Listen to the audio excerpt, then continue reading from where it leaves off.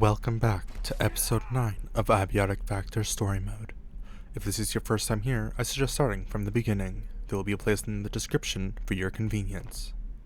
Previously, a subject explored the fiery lands of the Myco fields, and then burned their way into the security sector, where they were transported to an alternate dimension by a shadowy monster. Then exploring another antiverse where they and their fellow gate employees were considered witches. After leaving the gate employee disguised as a fisherman, I continued to fight the people of this land, trying to find anyone who could help me leave. I was able to unlock the main gate, letting me go back here easier. After unlocking the gate, I activated my personal teleporter. I was nearly out of resources and all my weapons were breaking. The device brought me back to my crafting table, as intended. I organized my inventory and repaired my gear, and then took a short nap. Then headed back to Canaan, Antiverse 168. While I was exploring deep into the unknown world, night fell once more. I was able to ride some sort of bucket lift to get past the broken bridge on the cliffside. Following the trail from there led me to the swamp, where the fisherman told me I may find a gate employee. Inside the swamp there was creatures seemingly made out of vines, but they were easy enough to deal with when need be. Getting to the depths of the swamp led me to Dr. Riggs. She mentioned the lodestone again. Apparently it was the villagers' holy relic.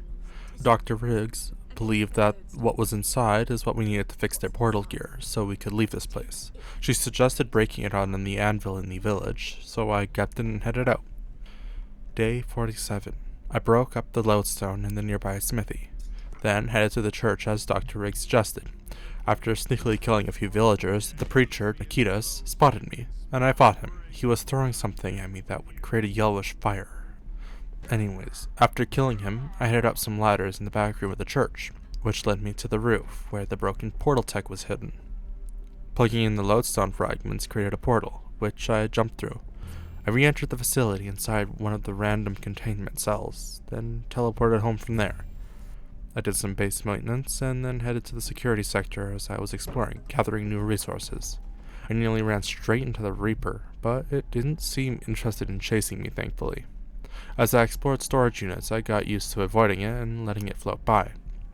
Until suddenly, I ran straight into it, face to face. It transformed before me into that terrifying creature from before. They were the same thing, and I hadn't even realized it. Terrified, I ran to the only place I knew I'd be safe. The room Zeline was hiding in.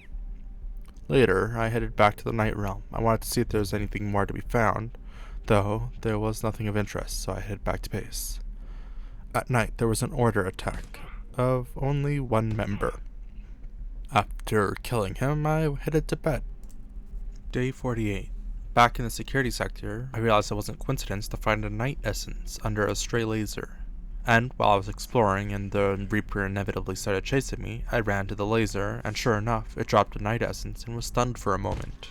After looting all the storage units, I moved on to the upper layer.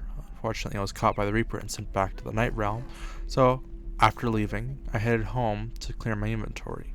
On my way, I heard Layak, and trying to track them down, I nearly ran straight into them. Talk about a jump scare. After I cleared out my inventory, I crafted an energy pistol. It was power-based, and I had a trinket that gave power to my items, so it was infinite, basically. It didn't do a lot of damage, but in a pinch it might save me. I had gone back to the security sector once more for resources, mainly magnetic alloy, which is what I needed for the next hacker tier. When I finished making my way through the rest of the storage units, I found a button covered in the clinging shadow like last time, and this time a gate appeared nearby. Jumping through, it seemed to have dropped me in a new part of the Night Realm. It dropped me into some kind of prison, and soon I located the crystal sphere and shattered it. Jumping through the return portal left me near the passage to the office sector, so I went to base. Once I got back, I headed to sleep as the lights came back on. Day 49. After clearing my inventory, I crafted the Tier 4 hacker finally. After dealing with another power anomaly, I headed back to the security sector. I unlocked the keypad, which needed Tier 4, so I'm glad I crafted that. I also unlocked the door to the vehicle depot, which had a parking lot, and a vehicular testing area beyond that, which didn't have anything of notable interest. Going back to the security sector, I continued on my way through the door I had opened. Unfortunately, in my exploration of the surrounding area, I got caught by the Reaper, and it sent me back to the night realm again. And, after exploring a moment, once more broke the crystal sphere and left. Back in the security sector, I was able to unlock a quicker passage through it, which was a relief. I also discovered my energy pistol had the ability to stun the Reaper. Exploring farther and doing a little parkour led me to another keypad, which I swiftly activated, unlocking another security door. Entering the room led me to a door completely covered in clinging shadow. As I approached, another gateway opened for me and I entered. Much of the same story, though this time I found a shade that could talk. They seemed at peace, so I let them be. After shattering another crystal sphere, I entered the facility again. A new day started. Day 50. I started by crafting the mag bow, after collecting some optical lenses from the blacksmith. Then headed back to the security sector, going back to where the clean shadow was before. I hacked the keypad and opened my way to the path towards Hydroplant. First matter of business was opening the way to the office sector, then heading down the path towards Hydroplant where I met Dr. Canaan again. He explained water was blocking the path, and to activate the pumps, and I'll put the water somewhere, as well as ignoring whatever was in the water. Great for the environment, I'm sure. Activating the pumps drained the water. Then I headed into the once flooded caves. Entering the Hydroplant, I was almost fooled for a second to believe I was on the surface. The roof looked so much like a night sky. As I went into the open, a sniper almost nailed me. A security guard waved me over and explained that the whole sector was overrun with snipers, and that there were survivors in the electrical station. Nearby I saw a tram, which naturally took me into the plaza, but I rode it back right away. After trying to make my way down the road, I almost died due to blood loss, using my personal teleporter to teleport right back to base and quickly heal myself.